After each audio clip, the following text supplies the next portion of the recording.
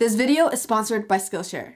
I love that Samsung refuses to accept the narrative that they should simply give up on making tablets. Well, they're back at it again with the Galaxy Tab S7 Plus, and this time it's bigger, faster, and smoother than ever. Hi everyone, Thao here. So the display is likely the first thing you look for in a good tablet, and the Tab S7 Plus gives you a crazy nice one. There's also a total of 4 great sounding speakers. Yeah, this is now my go-to device for watching content. It's such a great experience. Colors just pop off the screen, plus the inky blacks are so impressive in a dark room. I'm also sort of sold on the whole cloud gaming thing. I've been testing out Xbox Game Pass on this, and for a casual gamer like me, it's perfect. The fact that it's not available on the iPads really gives this a nice advantage. Using the tablet outdoors, it gets plenty bright, but the reflections can make it a little tough to see what you're doing. So this is Samsung's first tablet with a 120Hz refresh rate. I can't speak for everyone, but to me, it's what makes the tablet feel premium. There's no jumpy animations or stutters, and everything just feels really smooth.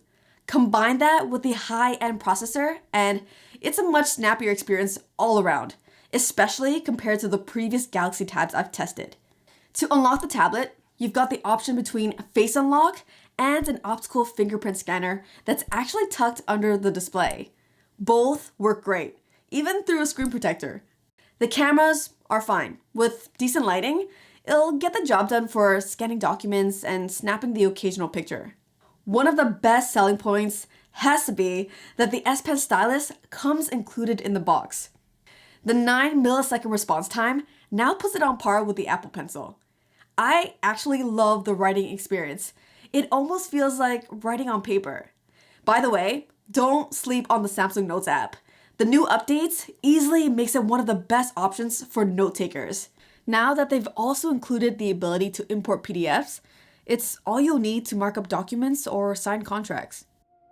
If you're an artist, it's also great to see high-quality digital art apps like Clip Art Studio and Krita make their way over to the Galaxy Tabs. You now have legitimate software that gives you the tools needed to create the art you want. I used to love drawing as a kid, and as you can see, I've been trying to create some art myself. With the help of a platform like Skillshare, it's been so much easier to pick back up.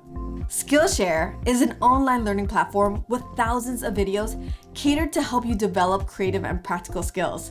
There are all sorts of classes available taught by professionals, covering topics like photography, music, graphic design, even how to start a YouTube channel.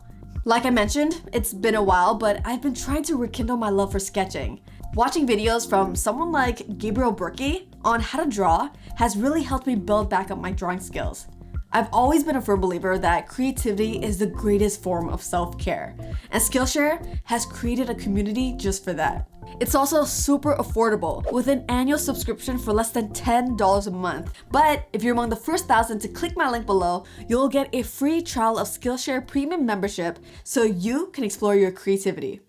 Alright, so the S Pen docks magnetically to the back or the top of the device, but will only charge on the back. The best part about the S Pen is that it can be used even if it's not charged. I don't really care for any of the Bluetooth functions, so it stays on top 90% of the time for quick access. If you plan on doing any significant amount of actual work on the go, the keyboard cover, which is a separate purchase by the way, is a must-have. I love this thing, but it does have some flaws. For example, when you use the physical keyboard, it doesn't support autocorrect, which is strange. There's no backlight. For the price, I would expect it to be backlit.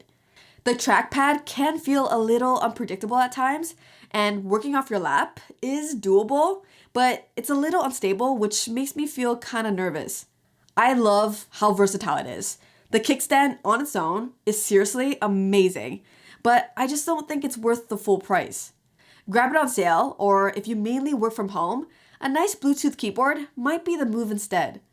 When it comes to the apps, you're gonna run into a bunch that aren't optimized for the larger display. If you're buying this to use like a regular tablet, meaning you want to use one app at a time on a large screen, it'll be fine, but it could be so much better. That traditional tablet experience just isn't as polished when you compare it to iPad OS. It's not ideal, but launching apps in split screen or pop-up windows is a decent workaround since it keeps apps closer to their optimized phone layout.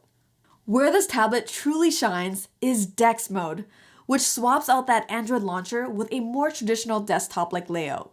What's nice is that you can also set it to launch automatically when you attach the keyboard. I love how quickly it transforms from a tablet you use for watching Netflix on the couch to a DeX-powered multitasking machine at the desk. I found the bigger display on the S7 Plus gives me a lot more usable space running multiple apps. Out the box, not all apps are resizable, but don't worry. Turn on developer options and also toggle on the force apps to resize setting and you should be good to go. It's still running Android apps, but for basic computer tasks like answering emails, surfing the web, or typing up documents, it's more than capable. Plugging into a monitor lets you extend DeX to that display while the Tab S7 Plus stays in tablet mode. Perfect for taking notes or sketches while still using your favorite apps on the big screen. I'm a big fan of DeX on Galaxy phones, and it makes even more sense on a tablet. It's really great for those who want more control over their workspace. If you own a Galaxy phone, guess what? You've got yourself a mini ecosystem. Things like notes and messages will sync across both devices. You can even take calls or send text messages directly on the tablet too. On a side note though, they need to make it so hitting the enter key sends the message.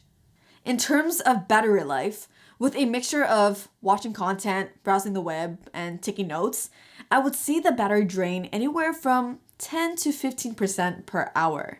You'll get a 15-watt charging brick included in the box that takes about 3 hours to fully charge from a near-dead battery.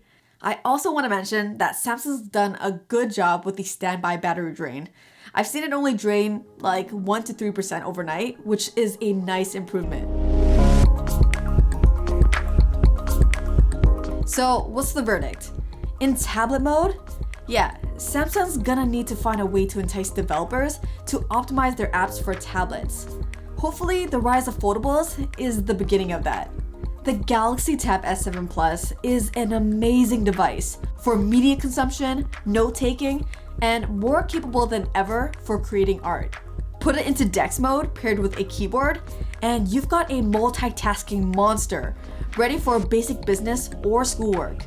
For more advanced work though, it likely won't replace a laptop since it can't run full-blown programs. Samsung loaded it with features, and with Android, you've got that flexibility and freedom so you can use it exactly how you want.